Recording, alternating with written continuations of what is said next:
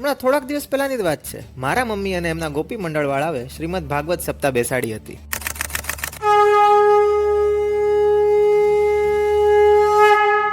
અને આ 7 દિવસનું જ્ઞાન યજ્ઞ એક પણ તહેવારથી ઓછું નહોતું.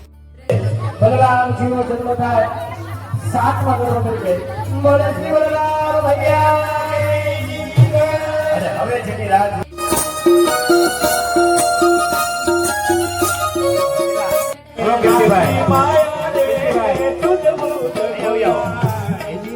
પણ શું તમને ખબર છે કે ભાગવત સપ્તાહનો પ્રારંભ કળિયુગના આગમનથી જ થયું હતું? તો આ વાત શરૂ થાય છે અર્જુનના પુત્રના પુત્ર રાજા પરીક્ષિતથી. રાજા પરીક્ષિત એક ન્યાયપ્રિય રાજા હતા. જ્યારે કળિયુગનું આગમન થયું તે રાજા પરીક્ષિતને મહેલ મળવા ગયો. ત્યાં રાજા પરીક્ષિતે કળિયુગને કીધું કે મારા ક્ષેત્રમાં તારો કાંઈ સ્થાન નથી. ત્યાં કળિયુગે એમને કીધું કે મારો આ ધરતી પર આવવાનો સમય થઈ ગયો છે અને મને એ પણ ખબર છે કે જ્યાં સુધી તમે છો ત્યાં સુધી મારું રહેવાનું પણ મુશ્કેલ છે. તો ત્યાં સુધી મને ટેમ્પરરી રહેવાનું સ્થાન આપો. તો રાજા પરીક્ષિતે કીધું કે તું છલ કપટ અને લોભમાં રહી શકે છો. તો કલયુગે એમને કીધું કે મને કંઈક રહેવા માટે સ્થાયી નિવાસ આપો. તો રાજા પરીક્ષિતે કીધું કે તું સોનાની વસ્તુમાં રહી શકે છો. બસ પછી શું હતું? કળિયુગ મહારાજની મુકુટમાં જતો રહ્યો અને મહારાજની બુદ્ધિ ભ્રષ્ટ કરવા લાગ્યો. ધીરે ધીરે મહારાજ પરીક્ષિતનો વ્યવહાર ખરાબ થતો ગયો. એકવાર મહારાજ રાજ્યનું નિરીક્ષણ કરવા નીકળ્યા હતા.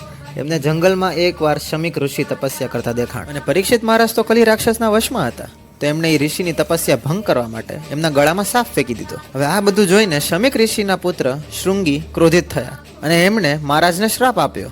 શ્રાપ એ હતો કે મહારાજ પરીક્ષિત પોતાના 7મા દિવસે તક્ષક નાગના શિકાર બનશે. શ્રાપ સ્વીકાર કરતા જ તે પરીક્ષિત મહારાજે પોતાનું રાજપાટ પોતાના પુત્ર જન્મ જઈને સોંપી દીધું અને પછી પરીક્ષિત મહારાજ ગંગા તટ પર વયા ગયા અને ત્યાં જઈને એમને સુખદેવજીથી પૂછ્યું કે જે મનુષ્ય પાસે જીવવા માટે ખાલી 7 દિવસ હોય તેને મોક્ષની પ્રાપ્તિ માટે શું કરવું જોઈએ? અહીંયા સુખદેવ મુનિએ રાજા પરીક્ષિતને કન્ટિન્યુઅસલી 7 દિવસ લગી શ્રીમદ ભાગવત મહાપુરાણની કથા સંભળાવી.